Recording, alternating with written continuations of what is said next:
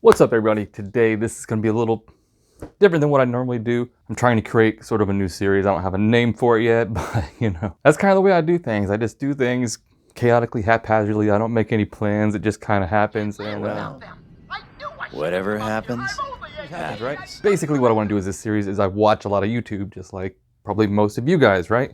I see guitar players on here with huge subscriber counts saying things that just, don't really make much sense. It's not true. And for younger guitar players or newer guitar players just starting out, it could discourage them, give them wrong information, what have you. So there's this channel to watch. They got like 20, 30, 60,000. I don't know. They have a lot of subscribers, enough that they're getting free gear from companies. And we're not talking about Moore pedals. We're talking about amps, guitars, things like that. To just turn around and tell somebody new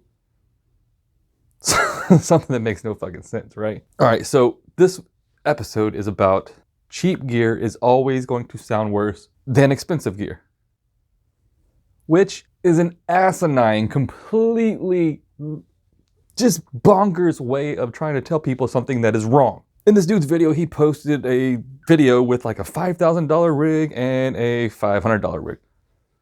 Whatever. I will concede that maybe build quality be better, which may not necessarily be true all the time either, but build quality may be better, customer service may be better, support may be better, all kinds of things like that. Your pride in your gear will probably be better, right? Because you've been spent $5,000, so you're gonna be like, you're damn right this sounds better. $5,000 better. Nah, it really doesn't.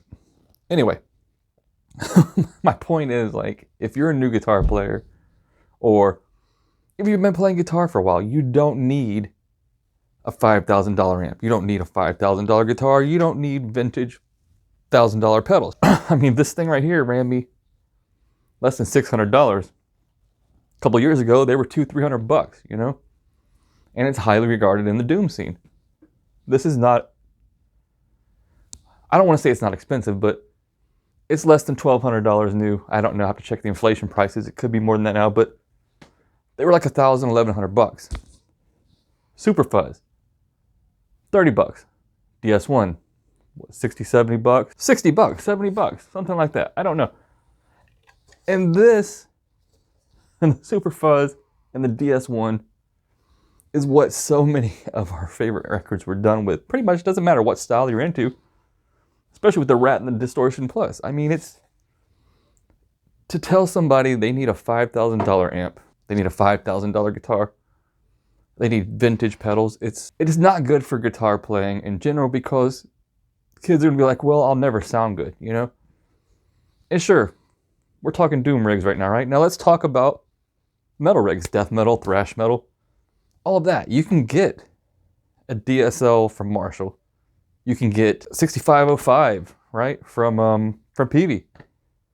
And you have some really good Marshall tones. I've gigged with a DSL.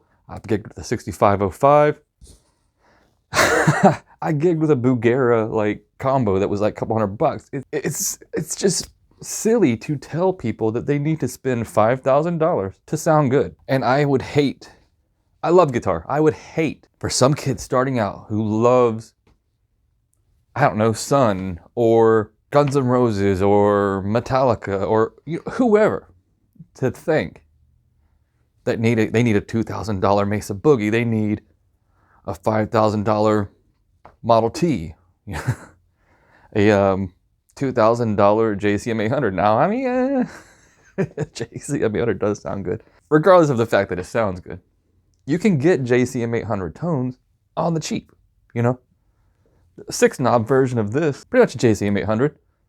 You can get like a $600 Laney GH50 or 100L.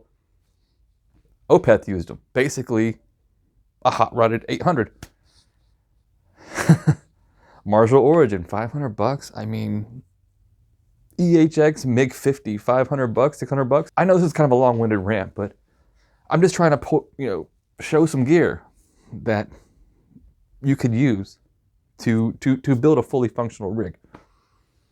Let's just quickly, I was always going to say, but let's quickly do a price. HX MiG 50, I think, is $650. So you're $650 at an amp. Super Fuzz, you're at 680. Add in a rat, and you are at, my math sucks, 740, 750. And right there, you have a great rig, unless you want to add in a DS1. Not a DS1, but an SD1. If you want to add an SD1, that's another 60 bucks. So $800. You got 3 different main tone variations. You have your overdrive, you have your distortion pedal, you have your fuzz, and you have your amp. You still got to get a cab, but whatever. That gets you set up. I probably should have made an outline of what I wanted to say because I'm probably like all over the place. My prices are probably wrong. But regardless of all that, the point still stands. If anybody watching this is a new guitar player, you do not need to spend thousands of dollars to sound good. You can sound good for $1,000.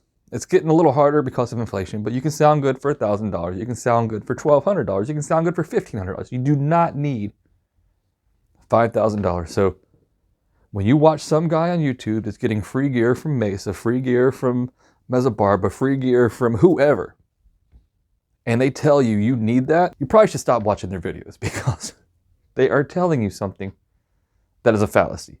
They're convincing you to go spend money that you may not have or you don't need to spend to sound good. So if you would like, I could compile some budget rigs, like in a video, like, okay, if you want a doom rig, here you go. If you want a metal rig, here you go. If you want a blues dad rock, here you go. I could compile rigs for you that will sound good. So if that's something you would like to see, leave a comment down below and let me know if you'd like me to do that. And until next time, budget gear for life. That could have been a serious name, but we're not just talking about budget gear. Super Fuzz and find out.